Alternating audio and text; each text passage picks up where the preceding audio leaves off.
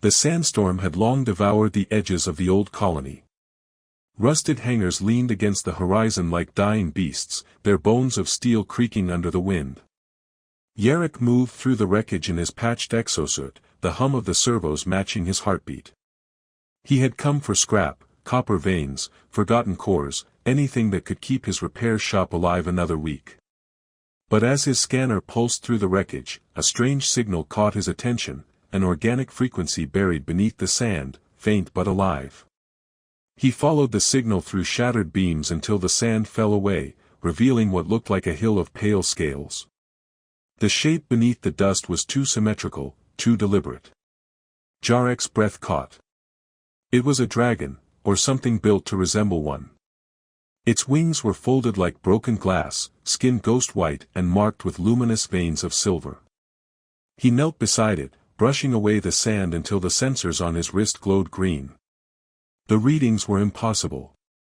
Neural activity, weak, but present. The creature's eyes flickered open, colorless and hollow, reflecting his helmet's lights. Its chest rose once, struggling against the weight of its own body. Yarrick whispered, half to himself, "You're still alive." The dragon's gaze moved toward him, slow, deliberate, as if measuring his worth. He saw circuitry intertwined with flesh beneath the scales, ancient biotech, far beyond human engineering. It wasn't just a creature. It was a relic from another age, one where science had blurred the edge of creation. He should have walked away. Every instinct told him so. But when he turned, the dragon released a low sound, half mechanical, half breath, a plea that reached into him like a hand through the fog. Yarrick shut off his comms, knelt again, and connected his repair module to the creature's spinal port. Data surged through the screen, corrupted code, decayed tissue, an entire nervous system locked by an unknown command. He looked at its lifeless wings, then at the faint pulse of light within its chest. "I can fix you," he whispered, though he wasn't sure if he meant the dragon or himself. The storm outside grew darker, swallowing the horizon, but inside the ruin, something ancient stirred, an echo of flight waiting to be reborn. Days blurred into one another as Yarrick turned the ruined hangar into a place of resurrection. He brought power back to the broken conduits, filled the air with the smell of oil and ozone, and replaced silence with the constant hum of tools. The dragon's body lay upon a reinforced platform surrounded by arrays of diagnostic lights. He had connected over 40 neural leads to its spine, each one pulsing like a heartbeat. Beneath his trembling hands, biology and circuitry met in delicate defiance of logic. Every repair revealed another mystery, veins that carried both blood and liquid crystal, bones laced with microreactors, nerves humming with residual quantum energy. Whoever had created her had built perfection, and whoever had broken her had feared it. He spoke to her as he worked, not expecting an answer. "Your system architecture's older than the colonies themselves," he murmured. "Half of this tech shouldn't even exist." A faint tremor rippled across her flank as if his voice resonated somewhere deep within her. Her bioluminescent veins flared for a moment before fading again. Yarrick leaned closer, scanning the readings. "You're fighting," he said softly. "Good." At night, when exhaustion blurred his thoughts, he dreamed of skies filled with pale wings. Sometimes he woke to find the dragon's eyes open, unblinking, following him. Once, he could have sworn he heard a whisper, not sound, but a vibration through the air. His sensors detected no origin, yet it carried meaning, hunger, pain, memory. It haunted him in silence. One evening, as he replaced the last segment of her wing lattice, the reactor core beneath the hangar flickered. Energy surged through the conduits, and the dragon's chest convulsed, releasing a gasp of ionized air that filled the room with ghostly light. Yarrick stumbled back, shielding his eyes. When he looked again, the creature's pupils had contracted, twin mirrors reflecting him, the human who refused to let it die. The instruments screamed warnings of energy spikes beyond safe levels, but Yarrick only smiled through the chaos. "Welcome back," he whispered, as the light faded to a steady pulse and the dragon's heart. Metal and muscle alike, beat once more. The first time the voice entered his mind, it came like static, unformed, trembling, yet unmistakably alive. Yarrick froze, the wrench slipping from his hand as the dragon's eyes brightened to a blinding white. He staggered back, heart pounding. The light didn't burn, it pulsed in rhythm with his thoughts. Then came a whisper, not from the air, but inside his skull. "You repaired me." He looked up slowly, his breath shallow. "You can speak?" he asked aloud, though he knew sound was useless now. The reply came as an echo of emotion, layered with meaning. "I remember pain. I remember betrayal." Her name formed in his mind before he asked it, Viral. The syllables carried weight, resonating like an ancient chord. Through fragments of memory she showed him flashes of another world, colossal citadels suspended in the stratosphere, dragons flying in perfect formation, cities powered by their very hearts. Humanity had once worshipped them, or perhaps built them. It was no longer clear.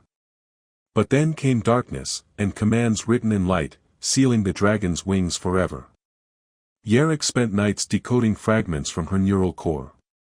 What he found defied history: genetic sequences woven with nanostructures, architecture built from living cells engineered to amplify electromagnetic resonance.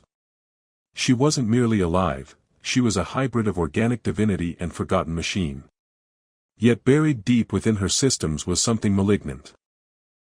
A command lock hidden in her spinal code, constantly reasserting paralysis. Every attempt he made to bypass it triggered countermeasures centuries old but still lethal. When he asked who had done this, she showed him an image that wasn't an image at all, a memory etched into his nervous system. A figure in a white exosuit standing beneath a burning sky, surrounded by countless dragons forced to descend. The voice of that figure, calm and merciless, echoed in his mind. "Let them sleep until humanity forgets the taste of fear." The transmission ended, leaving Yarrick trembling. He looked at Viral, at her scarred wings and patient eyes, and understood the truth. Someone long ago had silenced her to protect the world from its own creation. Yet as the storm outside rumbled like a memory of flight, Yarrick felt the same defiance that had once burned in her ancient heart. The night the link was forged, the air inside the hangar shimmered with invisible currents. Yarrick had built the interface from scraps, neural relays, old pilot connectors, pieces of tech banned by every colony council. The risk was absolute, a single surge could fry his nervous system. But it was the only way to reach the code buried within Viral's spine. As he secured the final cable to the back of his neck, the connection hummed, then struck like lightning through bone. The world vanished in a burst of colorless light. He found himself standing in a space that wasn't space. An endless field of white data threads stretching into infinity. Above him floated Viral, vast and luminous, her wings composed of pure fractal geometry. "You crossed into my memory," her voice resonated within the void, echoing in multiple layers of emotion and static. Yarrick's body felt weightless, his thoughts bleeding into hers. "We are connected now," he replied through impulse rather than sound. Their minds merged briefly, and he felt what she had felt, the searing agony of shutdown, the helpless stillness of centuries spent conscious but immobile, trapped beneath sand and time. Then came the shadow. Code, ancient and alive, twisted through the air like smoke, an autonomous guardian script, still protecting the command that bound her wings. Its shape coalesced into the same figure Viral had shown him before, faceless and cloaked in light. "You were meant to sleep," it intoned through 1,000 distorted voices. "Humans cannot be trusted with the sky." Yarrick's anger flared. He reached into the threads around him, rewriting code through instinct, guided by Viral's pulse. The entity struck back, flooding his neural link with blinding data storms. His body convulsed somewhere far away in the real world, but he didn't let go. Viral's wings unfolded, cutting through the shadow with waves of radiant code. Yarrick poured everything he had into one command, a rewrite of her central directive: fly. The guardian shattered into cascading particles, and suddenly there was silence.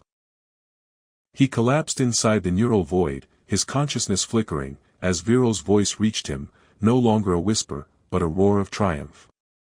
The chains are broken.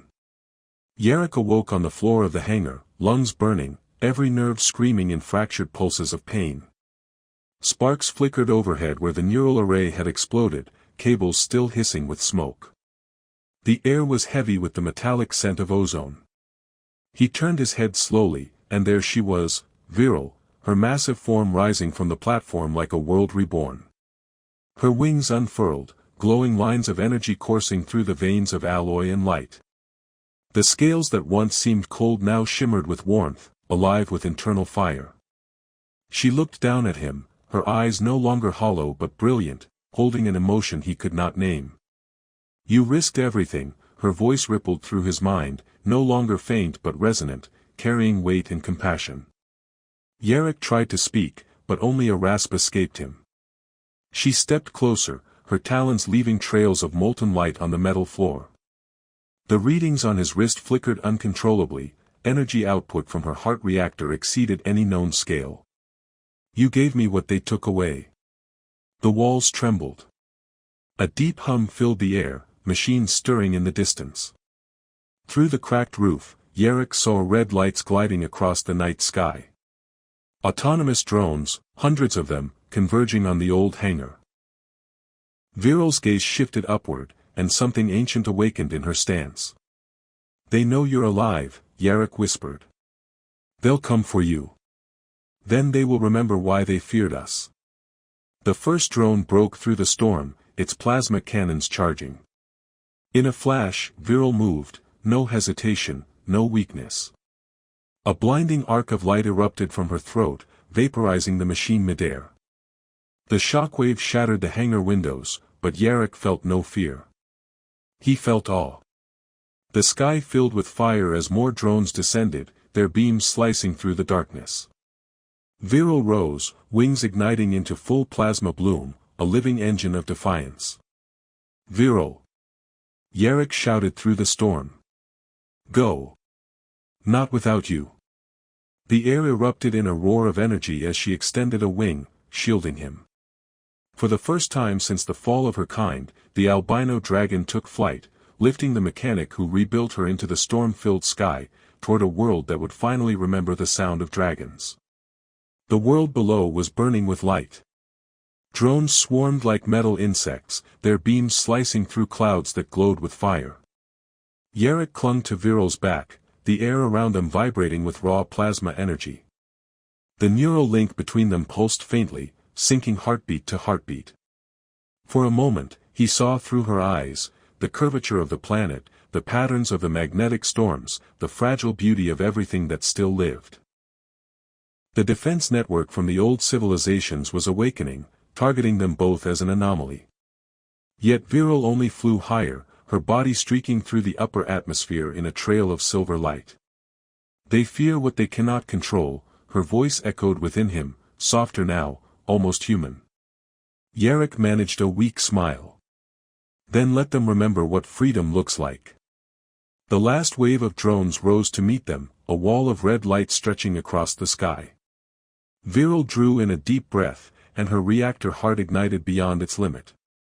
The light that followed was not destruction but rebirth, an electromagnetic surge that disabled every hostile system across 1,000 kilometers. Satellites flickered and died. The drones fell silent, drifting like ash. The storm dissolved into calm, leaving only silence and stars. Yarrick felt consciousness slipping. The neural interface had burned out, his veins hummed with radiation. Viral slowed her ascent, hovering where the atmosphere thinned into darkness. She looked at him, truly looked, and there was gratitude in her ancient eyes. You gave me the sky again, she whispered within him. He reached out, pressing a trembling hand to her luminous scales. Then promise me, keep it. When the colonies below scanned the horizon hours later, they saw something impossible, a white dragon soaring through the dawn, carrying the silhouette of a man upon her back. Myths had returned to a world that had forgotten wonder. And in that fragile morning light, as clouds split open to reveal the sun, both man and machine, human and dragon, became the same thing, proof that hope, once rebuilt, could fly forever.